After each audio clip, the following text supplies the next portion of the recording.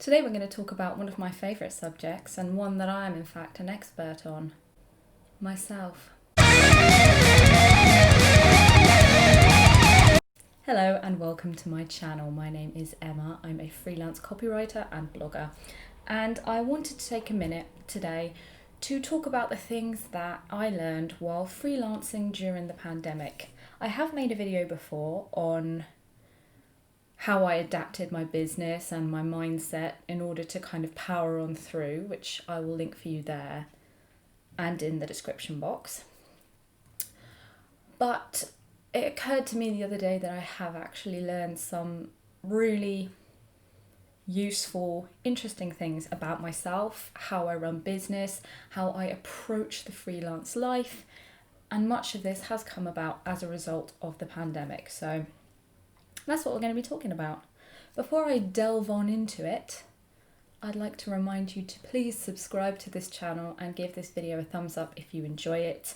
Every time you subscribe, it really helps me, and I think I'm less than 50 subscribers away from hitting 500, which would be really cool to do. So the first lesson I learned about myself during the pandemic is that I put way too much pressure on myself. I knew it at the time. I fucking knew it. Nobody wants to hire me. I suck. I should be able to get business. There is business out there. Basically, every insult in the book that I could throw at myself during this incredibly difficult time, I didn't hesitate. I berated myself as a freelance business owner for not being able to remain profitable during the pandemic. I didn't allow myself any days off. I still came here, did my 9 to 6 routine every day without fail, mostly just pitching, working on my own stuff, staying at the desk, making sure that I could maintain a proper day's work. But here's the thing, see, this was a once in a lifetime opportunity to take time off work without the impact on my revenue. I wasn't going to be letting any clients down, delaying any projects, faffing about. You know, sometimes whenever you plan a holiday, one of your regulars comes in with a huge project that they need now and you have to let them down because you've planned this holiday. I was in a rare position where I did not have that problem. I could have done half days every day. I could have done a 3-day week. I could have taken a week off. I could have done any number of these things and taken the opportunity to allow myself to rest, to just be easier on myself.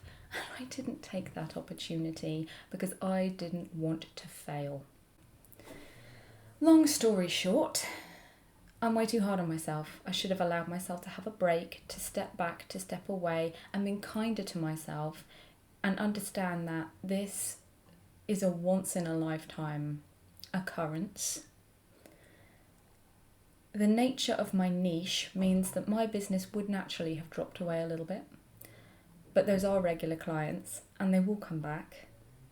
Chill the fuck out, bitch. I did take some chill days. I did take a few half days here and there. I should have done more. Should have taken a week off, 2 weeks off. Should have been chill. Shoulda, woulda, coulda. Shoulda, fucking, woulda, coulda. Ironically, the second thing I learned is that self-comparison isn't helpful.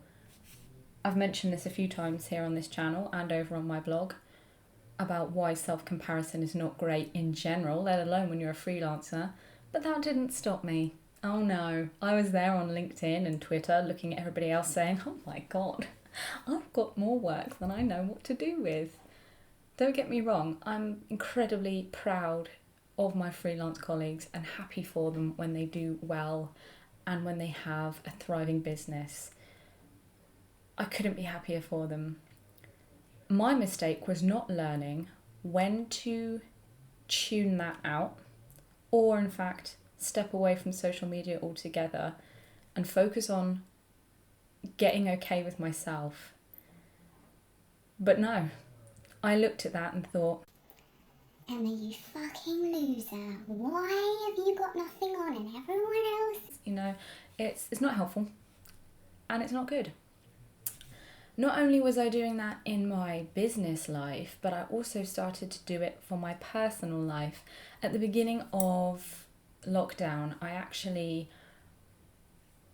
opened a TikTok account, and I was on Instagram as well. I'd opened an Instagram account for a client job just because they wanted me to write some advertising, and I've never had Instagram, so I don't really know how it's going to look in terms of the user experience. So I downloaded it and I found myself on it more and more, looking at all these very pretty, snatched, skinny girls, all these kind of really made up, beautiful women, and I just thought, I can see exactly what's happening here, Emma. Get the fuck off that app right now. No. In fact, I've even written about this before. If I can find the article, I'll link to it below, about how the impact of social media on self-esteem and body image. Should have known better. I caught myself just in time. So really, comparing myself personally and professionally to other people was a huge mistake. Luckily, I caught it and I was able to step away, limit my time on social media, and isolate the messages that weren't making me feel good and eliminate those. And that's something I've got to be a lot more careful with in future. So, here's the thing that I did that was good. I came to realise that the payment structure that I've set up for myself as a freelancer is really fucking good. I think I've mentioned it before on my video about going freelance. And I may have mentioned it in the video I did on how to pay yourself as a freelancer. Long story short, when I set up my freelance business, I really held back on the amount I was paying myself for the first year so I could build up this really juicy financial buffer in my business account. I also made sure that I launched into my freelance career with a financial cushion behind me as well, just in case things were very slow to start. Luckily for me, they weren't slow to start at all, so I had that money as well. And I exist within my business life, paying myself a set salary and taking a set amount of dividends every single month, regardless of how much I've earned. And I do that so I can have this financial cushion and I can make sure that my pay is always stable, rather than taking more one month and less the next. I want to always have a stable paycheck. So over the years, that financial cushion has built up very nicely. 4 times like this, when I think in the month of May my revenue was less than a quarter of what I would normally earn, but I dropped right back, only took my salary, and was safe in the knowledge that for at least 12 months I could keep paying myself absolutely fine, not be affected. And that was really comforting to know, which again is why I should have taken a fucking holiday. But no. Fuck's sake. The way I pay myself is good. I'd recommend it to a friend. In fact, that's exactly what I'm doing now. Good job, lass. The next lesson is a rather interesting one. I rediscovered the fact that not all client jobs are created equal. Obviously, all my work dropped off and I thought, well, I was looking for a new retainer to add to my portfolio. Anyway, so let me go out, see what's out there, start applying for some things. As I mentioned in my other video on how I had adapted to the pandemic, I was pitching for a lot of freelance journalism stuff and just getting out there and chatting to people and seeing what jobs there are. And I was really shocked at the number of clients who want to pay freelancers £50 a day, £100 a day, £200 a week for a job where the list of qualifications needed are ridiculous. I've been a copywriter for almost 10 years. Some of those qualifications I don't even have. And some quite high profile businesses were saying work for the exposure or do it voluntarily or be an intern. And I just thought, fuck you. Some people were straight up negging me, trying to make me doubt myself. Somebody actually said, yeah, we're actually looking for like a really good writer. and I was like, yeah, I am a good writer. Thanks.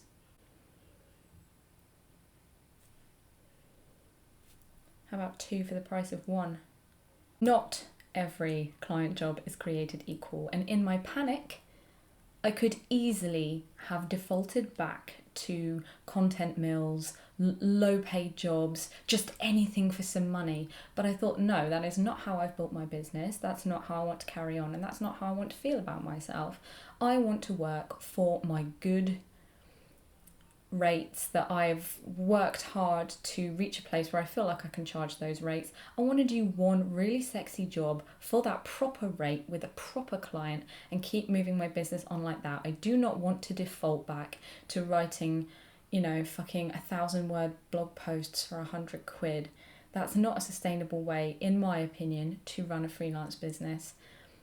It's not how you make good money as a freelancer, and a bitch isn't going to do it, regardless of how much you neg me or how scarce the work is, because all it takes is one good client job to come along, land in your pocket, and you're set, rather than scrabbling around doing all of these tiny jobs. So it just reinforced for me that the way I've set my business up is correct. Do not go for those jobs. Fuck that right off. In fact, I actually put my prices up. I charge more now.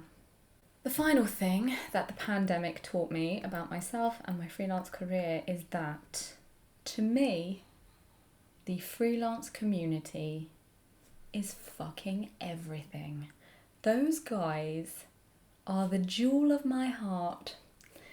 During those toughest of times in lockdown, I was having my monthly video calls with my mastermind group. Shout out, you guys, you are fucking wicked. And it was just so nice, not in a schadenfreude way, but in a, I don't even know what to call it. It was just nice to hear that everyone had a struggle in their own way. It was a tough time for everyone. Across the spectrum, there were so many different aspects of what each individual found tough about the situation we were in. And I just thought, it's really nice to feel like I'm not the only one that's finding it tough. Of course you know it, everybody knows it, but when you hear it, it hits different, It just hits different. Sometimes you need to hear it, even though you know it. So that was massively important, to have that support network and that contact. There were freelance Zoom coffee chats that everyone just to check in and have a little chat with each other, just kind of hanging out and supporting one another, referring work, helping to amplify stuff that everyone else has written, being there for Q&A. Those guys are just the bomb diggity. If you want to find them, you'll most likely find them on Twitter. You'll likely find them using the Copywriters Unite hashtag or the Freelance Heroes hashtag or the Content Club UK hashtag. Or you could be a real creep, which I endorse as Queen of the Creeps, and you could go through the people that I follow on Twitter and pick a couple of people that you find most interesting. Because if I started recommending them here and now, that would be favoritism, and then I'd forget someone and I'd feel terrible for days, and then maybe they wouldn't want to be my friend anymore. So get involved with the conversation on Twitter. And that's it for this video. In fact, there's probably a hell of a lot more things I've learned, but this is all I could think of when I sat down to write the notes for this. If I think of anything else, I'll probably write a blog post on it or some shit. Again, if you like this video, please do give it a thumbs up and subscribe to my channel so that I can have you back again. If you have any questions about anything I've discussed here today, you can leave me a comment in the comments box. Yeah. Fucking hell, I really needed that morning coffee. Leave it in the comments section below and I will get back to you ASAP. Until then, you can find me back here in 2 weeks, same time, same place, for more Kiss My A's. Take care. Peace out. Emma, you fucking suck at making videos. You gotta get your fucking shit together. Don't be so crabby and forget what you're trying to say. Da-da-da-da-da. Or people are gonna stop watching you.